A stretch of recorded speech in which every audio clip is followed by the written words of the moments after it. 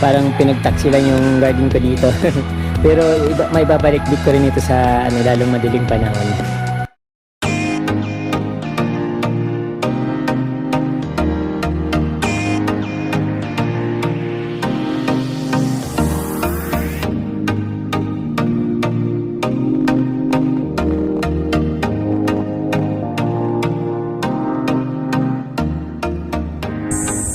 Almost 3 months kong iniwan itong garden ko ito na ulit siya ngayon. Parang wala nang taste. Dapat pagandahin ko ulit. Nag-overlapping na yung mga grass, yung mga Carabao grass.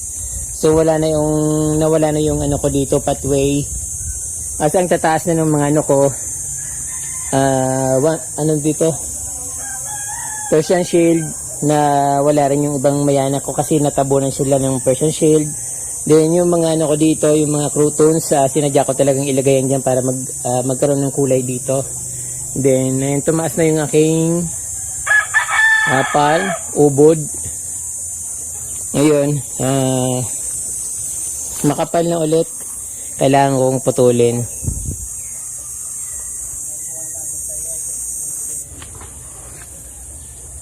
Yung mga baging nagkalat na dito.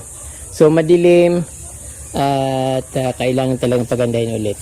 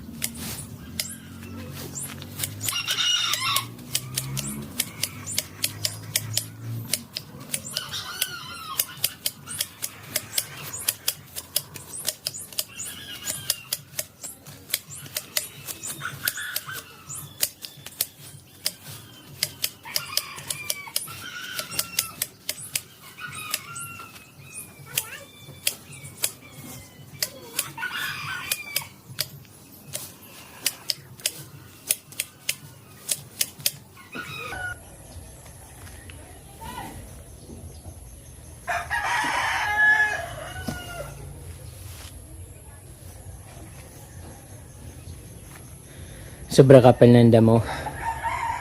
Ayan na. Masyado nang mainit ang panahon kaya parang ang hirap maggupit.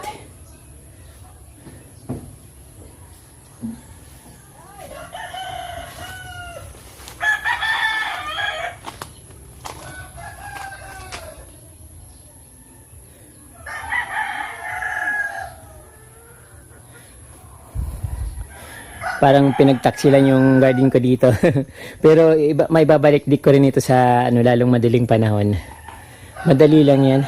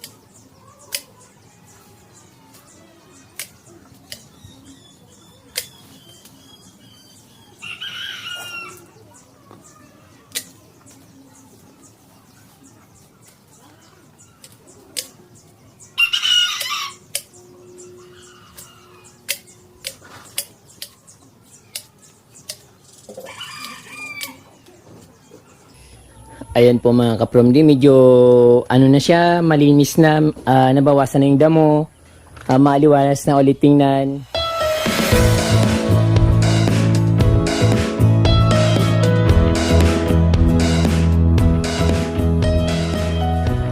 Yung aking calabash or yung tawag dito ay miracle fruit, ayan, pinutol ko na kasi masyado nang nakakarang dito sa daan. At syempre sabi ko gusto kong tumaas na lang siya para mas magandang tingnan, para kunwari mayroon akong fruits dito sa likod ng kubo. Pero parang tumitikwas kasi siya. Mas maganda sana kung dumiretso lang siya para hindi nakakarang sa ibang daan. At dito yung mga grasya, maiksing-maiksi na. At ayun, tumutubo na naman nga ulit kasi dito palaging biglang lumalakas yung ulan. Kahit na summer, yung ulan talagang pag bumuhos, ang lakas-lakas, grabe. Then yung doon niya loose na pula, ayan, nagto-flowering na naman siya kasi dapat nga flowering na to lahat kasi summer na eh. Then ayun, may mga yung may mga puti, hindi ko alam kung anong tawag dito sa mga puti na bumabalot sa katawan niya, pero nawawala rin naman siya. Siguro dapat isprayan ko siya ng medyo konting mild na pang spray sa mga halaman. Then, para mawala yung mga puti-puti na yan. Alam ko, uod yan yung Makati. Ayan. Yung ko dito kaprom yung pinutol ko na lemon lime na rubber plant, ito na siya, rubber tree. Medyo dumami yung sanga niya at yung pinutol ko, tuloy-tuloy naman nabuhay siya kahit na tinusok ko lang, so okay na siya. Then, ayun po, yung variegated na kutsarita ko dito, lumalago na. Pero gusto ko mas, siguro, tanggalin ko na lang siya para maging damo na lang lahat para mas lumawak yung grass. Kasi mas magandang tingnan yung malawak ang grass. Then, ito yung Pochianti. Pinoform ko siya, binibilog ko siya. Then, ayun, kasi pagdating ko parang siya, puro sanga. Ayun, pero, hindi naman siya masyado yatang gaganda dito kasi malilim, maraming puno dito. Then yung foxtail or monkey tail na plants, ito tinanggal ko yung maraming yung mga nahinog na, tapos kinakain siya ng balang. Ang laki-laki ng balang. Minsan nakikita ko punong-puno siya ng mga bata na balang dito, tapos yan minsan hinuhuli ko, pero marami nakakawala kasi ang dami, punong-puno. Siguro ito nangingitlog siya dyan. Ayun, laki minsan yung malaki-malaki niya nakikita ko parang lumilipad siya, parang ibon na yung dating niya. Ayun ang aking monkey tail or fox tail. Then dito naman sa gilid, marami ako ditong Persian shield. Palagi ko itong pinuputulan kasi lumalago siya ng malagong-malago. Ayun, binawasan ko na nga ulit kasi sobrang kapal na. Then dito, ayun yung mga marami ako ditong tinanim na mayana, itinago ko na mayana dito. Kaso lang, that time nung umalis ako, maulan na maulan. Siguro hindi siya nabuhay, kaya konti lang yung natira. Pero yung Persian shield, nangingibabaw yung Persian shield. Maganda yung Persian shield kasi hindi siya masyadong sensitive. Although pag pinabayaan mo siya, namamatay rin siya. Dapat lagi siyang kinakat. Then ito binili ko naman ito ng 50 pesos yata yon, yung powder puff na halaman. Sabi dati million yung presyo nito, pero ayan namumulaklak na siya, hindi siya masyadong lush kasi nasa paso siya. At hindi ko nga alam kung may ugat na siya dun sa ilalim niya. Kasi pinabayaan ko lang naman dyan at gusto ko siyang ilipat sa direct soil para tumaba. Pero ayun medyo payat siya. Then dito, yung mga tinanggal ko dito ng mga kutsarita na variegated, saka yung kulay green, at pinalitan ko ng ganitong plants. Hindi naman siya kutsarita pero maganda itong tingnan. Hindi siya masyadong lumago, parang maliit lang. Ini-expect ko na pag alis ko kasi itinanim ko siya, ini-expect ko na pag dating ko malago na siya, pero nawala nga yung iba, umunti siya at ganyan pa rin yung itsura niya, maliliit. Then yung mga ferns sobrang ganda yung ferns ko dito, yung Boston ferns. Masyadong malago. Ayun. Namumulaklak din yung aking bougainvillea na tinanim ko lang dito. Malaking sanga, tapos itinusok ko dito sa aking plastic na galon na may lupa. So ayan, namumulaklak na siya. Mas maigi pa yung tinusok ko lang at hindi ko inilagaan na mulaklak siya. Ayan yung mga alaga akong bougainvillea na nilagay ko sa magandang paso, yun wala silang bulaklak. Ay, napakaganda ng mga ferns, malagong malago. Then yung ko dito, yung silver button, ito na, pinutol ko siya kasi sobrang taas na. Then ipinamigay ko nga yung pinutol ko dito, pero wala palang nabuhay kahit yung ano ko dito, cutting na itinanim, hindi rin na siya nabuhay, nabulok lang siya. Ayan.